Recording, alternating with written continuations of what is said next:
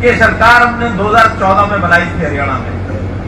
पूर्व में संगठन मंत्री के नाते या अन्य जिम्मेदारियों के नाते में पूरे हरियाणा में भी और देश के अन्य प्रांतों में भी लगातार मेरा जाना रहा। सामाजिक कार्य और राजनीतिक क्षेत्र का सब मिलाकर के 2013 तक एक 34 साल का अनुभव लेकर के मैंने निकला था। ये एक अलग कहानी है कि मुझे कहा गया कि आपको विधानसभा का चुनाव लड़ना है। करनाल विधानसभा के बारे में मुझे कहा ये अच्छी सीट रहेगी। मैंने कहा हरियाणा में कोई भी सीट रहेगी, अगर करनाल नहीं होती, नीलोखेड़ी भी होती, तो मुझे विश्वास है कि आप लोग जरूर उस काम को, अपनी भूमिका को निभा सकते। अब चूंकि कहीं एक जगह से लड़ना है तो वो बारी करनाल की आई। 9.5 साल मुख्यमंत्री का दायित्व हरियाणा की जनता की सेवा करने का मुझे मिला, बिना किसी भेदभाव के। ये सब किया है, सब अपने कार्यकर्ताओं ने बताया है, अपने अनुभव में किया होगा। लेकिन जैसा कहा जाता है कि परिवर्तन जीवन का नियम है, तो इस परिवर्तन में अब हमने अपने एक भाई, एक सामान्य कार्यकर्ता जो जमीन से उठा हुआ भाई नायक सिंह सैनी, उनके बारे में बहुत बताया जा चुका है, उनको मुख्यमंत्री बनाया। अब एक परिवर्तन हुआ है। आज मैं बैठे बैठे सोच रहा था कि मैं जब बोलूंगा तो क्या बोलूंगा, गाड़ी किस तरह बढ़ेगी।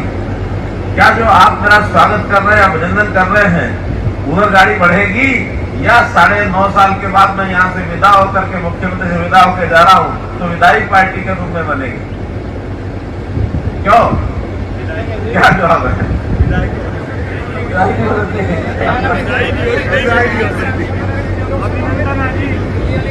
लेना है तो संगठन के आदेश का हमेशा पालन किया, कभी भी इतने समय में अपने लिए कोई इस बट नहीं किया।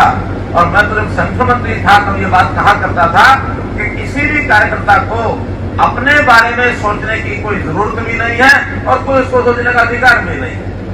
हमारे बारे में सोचेंगे हमारे जो श्रेष्ठ जन है, हमारे जो पार्टी का शीर्ष नेतृत्व है, वो सोचेगा। हाँ, हम जिनके साथ काम करते हैं, अगर सोचने की बारी हमारी आएगी तो हम उनके लिए सोचेंगे। ये काम हमारा है बातों का सोचने का, अपने बारे में क्या सोचना। तो उन्होंने कहा कि आपको करनाल लोकसभा चुनाव लड़ाएंगे।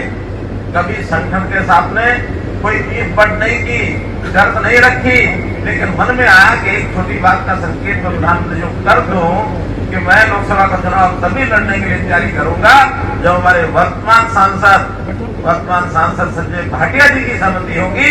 ये अगर अपना समर्थन देंगे तब मैं आगे बढ़ूंगा। और मैं इनके सामने ही, प्रशंसा वैसे पीठ पर अच्छी लगती है, सामने करे न करे, बहुत लोग इस बात के समर्थक नहीं होते कि सामने प्रशंसा की जाए, लेकिन मैं इनके सामने भी, इनकी पीठ पर जो त्याग और समर्पण का भाव कार्यकर्ता के मन में होना चाहिए, वो हमारे संजय भाटिया। कितने हंसी खुशी हम दोनों बैठे हैं, वरना कोई दूसरी पार्टियां हो तो क्या होता उसमें, एक दूसरे को नीचे से अगर कोई कुर्सी लेने की बात आ जाए तो पहले तो छोड़ने वाला नहीं छोड़ता, वो छोड़ दे तो लेने वाले इतने इकट्ठे हो जाते हैं कि उस कुर्सी को उठा करके उसकी 4 टांगे तोड़ के अलग कर देते हैं, कुर्सी नहीं बचती।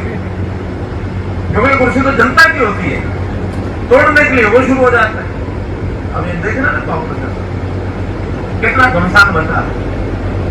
यहां तो जब कोई चीज बांटने की, देने की बात आती है तो लखनवी अंदाज में सब कहते हैं भारतीय जनता पार्टी का संस्कार है, भैया मैं नहीं पहले तू, पहले आप, ये करके होड़ लगती है, ये किसी और को दे दी जाए। वहां पर जब लेने की बात आती है तो लूटना खुशना चलता है, लेकिन अगर कोई जिम्मेवारी निभाने की बात आ जाए, कोई वजन उठाने की बात आ जाए, जनता को फेस करने की बात आ जाए, तो सब भागते हैं, फिर वही फार्मूला लगाते हैं, नहीं भैया चुनाव मैं नहीं, पहले तू लड़ते।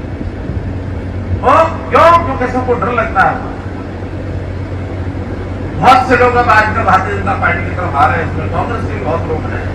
ऐसा नहीं कि कांग्रेस में सब खराब होते हैं, क्योंकि एक युग चला था, कांग्रेस से सब लोग जुड़े थे। भारतीय जनता पार्टी पूर्व में जनसंघ को धीरे धीरे आगे बढ़ा, अब आकर के देश में सबसे बड़ी पार्टी के रूप में और भारतीय जनता पार्टी आज है।